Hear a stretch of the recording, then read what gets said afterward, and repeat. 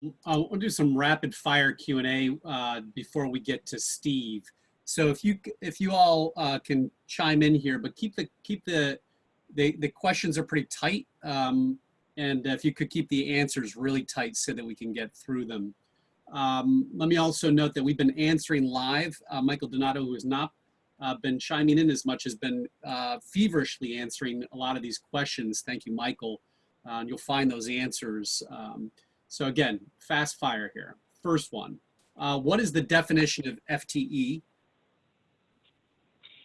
There is none. Yep. We're giving preliminary guidance to perhaps use the Affordable Cares Act definition of FTE. Seems to be the most analogous one, but that's for planning purposes. It may not be that. We are advising clients to use whatever they consider by an hour standpoint to be their full-time employee hours. And if they have part-time workers, in order to calculate full-time equivalent using part-time or hourly workers, to always err on the side of winding down rather than up, so they're being conservative in their approximations. All right, next question. This is an interesting one. While we've been on the call, Mnuchin said the loans above 2 million will get a full audit. Any quick comment? I have no basis. I don't know. I still think there's political grandstanding going on and embarrassment. Okay, 1099 subcontractors. Has the handling of those changed at all? They were originally included as a forgivable cost. Is this still the case? There was additional guidance that came out in the first interim rule, which stated that if you are an employer that has 1099 employees, those employees are required to file their own PPP application. The employer cannot file on behalf of their 1099 employees. All right. Okay. What are the consequences if less than 75% of the loan is spent on payroll? Is it just the amount of the shortfall that's not forgiven, or the entire loan? Only the amount of the shortfall. Yeah, subject to a number of employees they brought back. So it could be less. It could be even less if they, let's say they only had 50% of their workforce, there'd be a reduction of the forgiveness amount by that much as well. Commissions. I've seen some previous guidance that said commissions would be included as payroll costs. Is this still accurate? I haven't seen anything that takes commissions out of the equation. I'd agree. Okay. If the debt is forgiven and not considered debt forgiveness income, are the expenses still deductible? IRC 265 indicates that tax-free income related expenses are not deductible.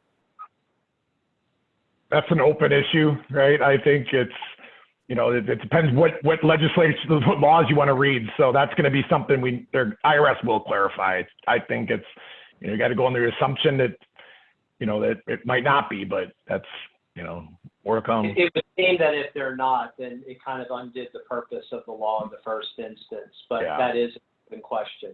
One thing to bear in mind is there are certain deferments of payroll taxes that are in the tax code, and you would be ineligible for those if you take a PPP and get forgiveness on them. Are owners' health and retirement matches eligible as payroll cost for the forgiveness calculation?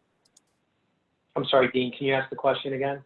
Are owners' health and retirement matches eligible as payroll cost for forgiveness calculation? So the guidance that came out regarding owners' compensation in a partnership, which could be any entity taxed as a partnership, limits the amount of compensation, and I think that's the cash compensation component, to be 8/52 of 2019 profit. So and consistent with how employees are treated, I would think that you'd be able to add to that the healthcare benefits and the retirement benefits that you would otherwise, you would be able to treat yourself that way the same as employees. Okay. If we go through the 8-week But somebody period, disagrees, no. we're going fast here, so you're gonna stick with that. As we go through the 8-week period, do employers have the choice to bring on new employees? If not, what is the? Yes. Yes. Yes. My understanding is if employees reduced have been hired back and salaries reduced greater than 25% have been restored, then you do not need to calculate the adjustment to forgiveness based on decrease in headcount. If fully done, that is correct. If you don't fully do it, then it's the extent to which you did do it. You get the benefit of that. Yep. By June 30th. Right, that's an open question. Whether the June 30th date makes sense. If the 8-week period is after June 30th. Correct. Or before June 30th. It seems like that's one of those busts in the legislation where June 30th should not be the appropriate date, but we don't. Is there a comprehensive list of qualified utility expenses? IT costs, maintenance, Wi-Fi, cloud services, data storage, etc. Are they all eligible?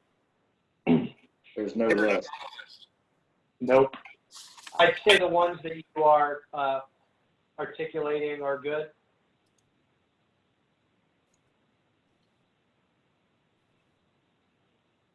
If you are a VC-funded startup and you have a corporate VC who has negative control through the rights and protections of the term sheet, but less than 20% ownership, is the corporate VC deemed to be an affiliate? It depends on what those veto rights are. We wrote an article on this topic. So minority ownership will depend upon what those rights are. There are certain rights that our article would say are good veto rights, meaning the corporate VC can have them, that go toward extraordinary type protections or customary investor protections that will not cause them to be affiliated. Then there's a universe of what we call bad veto rights, which get into the shorts of the company from an operating perspective, if you will, that if the corporate VC has those, then they're deemed to be in control. So it depends on what those vetoes are. All right, we're almost done here. We're going to get to Steve. Steve's got a hard stop at 9:30. Sorry. What does transportation mean as a qualifying utility expense? I just had a conversation with a colleague about that, and some of our research found musings about this. We don't know what it is, but one firm that is out there said perhaps if you have large fleets of vehicles, the gas costs to run those cars or trucks may be considered a utility. But again, there's no guidance on that. Yeah, on the whole utility question, I always tell people that you probably have more utility and rent than you can get forgiven once you do the payroll. So it's, right. A lot of these people are spending time on those questions that it may not even matter at the end of the day because they don't need more payroll or utilities and rent. They need more payroll. All right. Agreed. That was a fantastic, fast Q&A. Appreciate everyone's participation and as well, Michael, for answering a lot of those live.